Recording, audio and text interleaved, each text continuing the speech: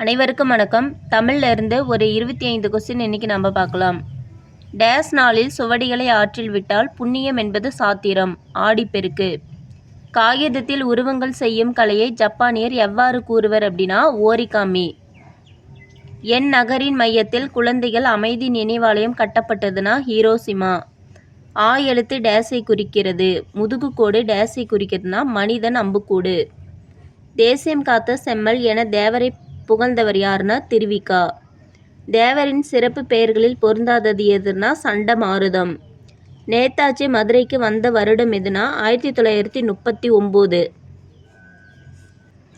நடுவண் அரசு எந்த வருடம் முத்து ராமலிங்கருடைய அஞ்சல் தலையை வெளியிட்டு சிறப்பித்ததுனா 1995. தேனருவி திரை எழும்பி வாணி வழி ஒழுகும் செங்கதிரோன் பரிகாலும் தேர்காலும் வழுகும். இவ்வரிகளை பாடியவர் யாருன்னா திரிகூட ராசப்ப கவிராயர்.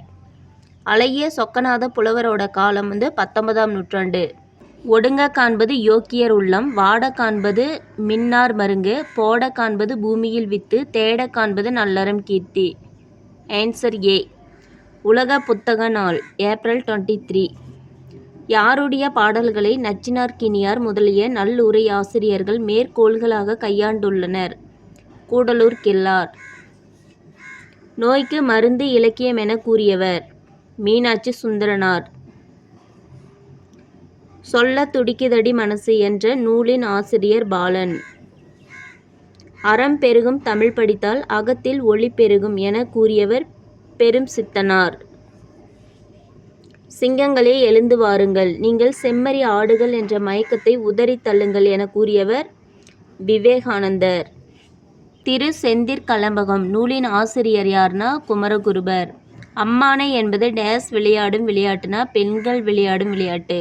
கீழ்கண்டவற்றில் பொருந்தாதது எதினா படைக்கம்பு. முக்கூடர் பல்லு சிற்றிலக்கிய நூலில் மாவட்ட பேச்சு வழக்கில் உள்ளது அப்படின்னா திருநெல்வேலி. ஆமூர் மல்லனுக்கும் நட்கிள்ளிக்கும் இடையே நடைபெற்ற வீர விளையாட்டை வர்ணிக்கும் சங்க இலக்கிய நூல் புறநானூறு. பின் வருவனவற்றில் பொருந்தாதது எதுனா பூப்பறித்தல். ஏறு தழுவுதல் விளையாட்டு நடைபெறும் நிலம் முல்லை. இந்த 4 கொஸ்டினுமே பார்த்தோம் அப்படின்னா ஆல்ரெடி வீடியோவில் வந்திருக்கு. அதனால் எக்ஸ்ட்ரா நம்ம 4 கொஸ்டின் பார்க்கலாம்.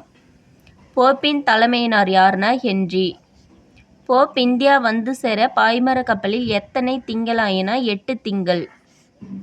தமிழ் செய்யுள் கலம்பகத்தில் உள்ள பாக்களோட எண்ணிக்கை 600. ஜியு போப்புடன் தொடர்பில்லாதது எதுனா கொடைக்கானல். திருக்குறளை எந்த வருடம் ஜியு போப் ஆங்கிலத்தில் மொழிபெயர்த்தார்னா 1886. ஜியு போப் திருவாசகத்தை மொழிபெயர்த்த வருடம் எதுனா 1900. நம்ம வீடியோவை பார்த்துக்கிட்டு இருக்கிற அனைவரும் சப்ஸ்கிரைப் பண்ணிக்கோங்க, லைக் பண்ணிக்கோங்க, பக்கத்தில் இருக்கிற பெல் ஐக்கானை கிளிக் பண்ணிக்கோங்க.